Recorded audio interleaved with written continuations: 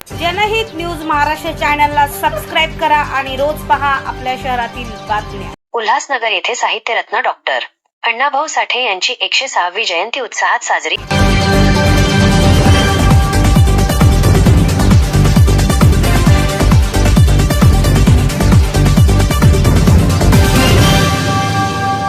साहित्य सम्राट अण्णाभाऊ साठे स्मारक समिती उल्हासनगर तर्फे लोकशाहीर साहित्यरत्न डॉक्टर अण्णाभाऊ साठे यांची 106वी जयंती मोठ्या उत्साहात व विविध उपक्रमांनी साजरी करण्यात आली।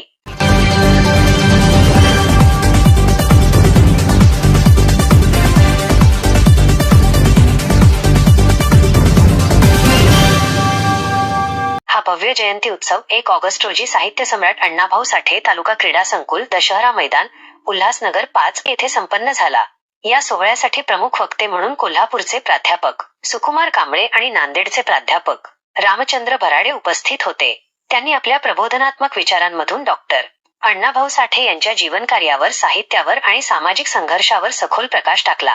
कार्यक्रम यशस्वी करण्यासाठी समितीच्या प्रमुख पदाधिकाऱ्यांनी विशेष परिश्रम घेतले। स्वागताध्यक्ष नरेश गायकवाड, अध्यक्ष स्मारक समिती डॉक्टर जानू मानकर, अध्यक्ष जयंती उत्सव प्रकाश खंडागळे, कार्याध्यक्ष राजेंद्र अडांगळे, सचिव राधाकृष्ण साठे या सर्व पदाधिकाऱ्यांसह स्मारक समितीचे कार्यकर्ते व नागरिक मोठ्या संख्येने उपस्थित होते। जयंतीच्या निमित्ताने संपूर्ण परिसरात उत्साहाचे आणि वैचारिक प्रबोधनाचे वातावरण निर्माण झाले होते। वर्षभर मी दौरे करतोय। मातंग समाज सर्व विकासापासून कोसो दूर आहे। त्याचं मी संशोधन केलेलं आहे की भारतामध्ये कास्ट बेसवर राजकीय पार्ट्या उभ्या राहतात आणि इतरांना बरोबर सत्ता घेतात। आणि म्हणून राष्ट्रवादी हा पक्ष मराठ्याच्या बेसवर आहे, बहुसमाजाच्या बेसवर आरपीआय वंचित आहे, चमाराच्या बेसवर बसप आहे, मुसलमानाच्या बेसवर MIM आहे। म्हणजे कास्ट बेस असलेल्या सगळ्या पार्ट्या आहेत, त्यांनी प्रयोग केलेले आहेत। ते सत्तेत आज दबाव टाकून पाहिजे ते मिळवतात। फक्त मातंग समाजाला त्याच्या बेसवर राजकीय पार्टी नसल्यामुळे मांगामुळे कोण पडलो पण म्हणत नाही, निवडून पण आलो म्हणत। याचा विचार करून आम्ही डेमोक्रॅटिक पार्टी ऑफ इंडियाची स्थापना केल्या। येणाऱ्या इलेक्शन मध्ये जवळजवळ किमान आम्ही महाराष्ट्रातल्या सगळ्या जागा विधानसभेला लढवणार आहोत। त्यापैकी 50 जागा जर आमच्या मताच्या फरकानं पडल्या तरी सुद्धा मातंग समाजाला मागेल ते सत्तेत मिळू शकतं। ह्या विचार करून आम्ही डेमोक्रॅटिक पार्टी ऑफ इंडियाची स्थापना केली। कारण का काय दगड काय डोंगर म्हणणारा जो पाटील आहे तो गेल्या वेळेस 750 मताच्या फरकाने निवडून आला आणि मी डिक्लेअर केलं होतं की यावेळेस आम्ही त्याला पाडणार। आता तो पडलेला आहे। म्हणजे मातंग समाजाचं प्रत्येक मतदारसंघात किमान 25 ते 30 हजार मतदान आहे, पण ते मतदान ग्राह्य धरलं जात नाही।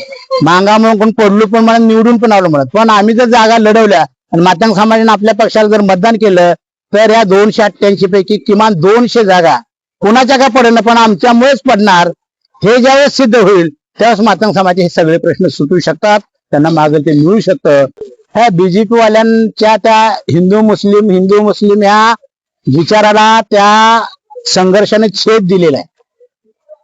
जय भीम म्हणत तो लढा जिंकलेला आहे। आज मला सांगा, विद्यार्थ्यांची, सुशिक्षित विद्यार्थ्यांची काय अवस्था आहे? खाजगीकरणामध्ये सगळे भांडवलदारांच्या हातात गेले। भांडवलदाराच्या हातात गेल्यामुळे तरुण बेकार आहे। शिकलेली पोरं आज मला सांगा ना, प्रत्येक जिल्ह्यामध्ये 300-350 शिक्षक सरप्लस झालेत। मग डीएड बीएड झालेल्या पोरांनी काय करायचं? अशी जी सुशिक्षित बेकार आहेत, आता या स्वातंत्र्यामध्ये आम्हाला काय देत नाहीत, हे ब्राह्मण्यवादी सत्तेत गेलेले आहेत। ते कोणाचा विचार करत नाही, फक्त भांडवलदाराचाच विचार करतात। ही मानसिकता डेव्हलप झाल्यामुळे सगळे हिंदू, मुस्लिम, शीख, ईसाई सगळे पोरं कुठल्या एका धर्माची नव्हती, सगळ्या जाती धर्माचे पोरं एकत्र विद्यार्थी आले आणि तोला पहिल्यांदा भारतामध्ये लढलेला आहे। आज नरेंद्र मोदी अस्वस्थ आहेत, शाह अस्वस्थ आहेत। आता पुढचा लढा दीपकेनी, माझी आशा आहे की दीपकेनी ईव्हीएमचा लढा घ्यावा। क्या बात, दीपकेनी ईव्हीएमचा लढा घ्यावा। ईव्हीएम जर हटलं तर मग ह्यांना ह्यांची लायकी कळेल। ईव्हीएम, ज्याने ईव्हीएम तयार केलं ते ईव्हीएमच्या माध्यमातून इलेक्शन घेत नाही, ते बॅलेट पेपरच्या माध्यमातून इलेक्शन घेतात। तुम्ही सगळा भारत म्हणतो ईव्हीएम बंद करा, तरी सुद्धा बंद करायला तयार नाही। त्याचा अर्थ ईव्हीएम मध्ये घोटाळा करता येतो, त्याच्यावरती तरलेले आहेत। मी दीपकेना आव्हान करतो, दुसरा लढा ईव्हीएमचा त्यांनी घ्यावा आणि ईव्हीएम बंद करून बॅलेट पेपरच्या माध्यमातून इलेक्शन घ्यावा। त्याशिवाय ह्यांची त्यांना लायकी करणार ते करतील अशी अपेक्षा मी। अण्णाभाऊ साठेंची जयंती 106वी जयंती आपण साजरी करत आहोत दसरा मैदानमध्ये। साहित्य सम्राट अण्णाभाऊ साठे क्रीडा संकुल म्हणून एक मैदान आहे आपलं आणि त्याच्यामध्ये समितीच्या वतीने आज जयंती साजरी करण्यात आली. मोठ्या उत्साहाने जयंती साजरी करण्यात आली आणि भरपूर समाज बांधव आणि वक्ते म्हणून कांबळे साहेब आमचे त्यांनी पूर्ण समाजाला मार्गदर्शन केलं आणि समाजाने ते ऐकून घेतलं. त्याबद्दल मी सर्वांचे आभार व्यक्त करतो. आज साहित्य सम्राट लोकशाहीर डॉक्टर अण्णाभाऊ साठे यांची 106वी जयंती दरवर्षीप्रमाणे उल्हासनगरमध्ये मोठ्या धुमधडाक्यात साजरी करण्यात आली आणि नेहमीप्रमाणेच बहुजन चळवळीचं केंद्रबिंदू असलेलं हे दसरा मैदान आज भरभरून गेलं होतं. फार जल्लोषात ही जयंती साजरी झाली आणि विचारांचं सोनं काय असतं हे प्राध्यापक सुकुमारजी कांबळे यांच्या माध्यमातून सर्वच बहुजनांनी लुटलं.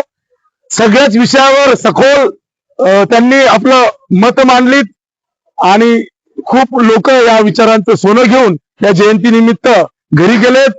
काहीतरी परिवर्तन होईल, काहीतरी पुढची दिशा ठरेल या विचारांनी सगळ्या जो बहुजन वर्ग आहे तो भारावून गेलेला आहे.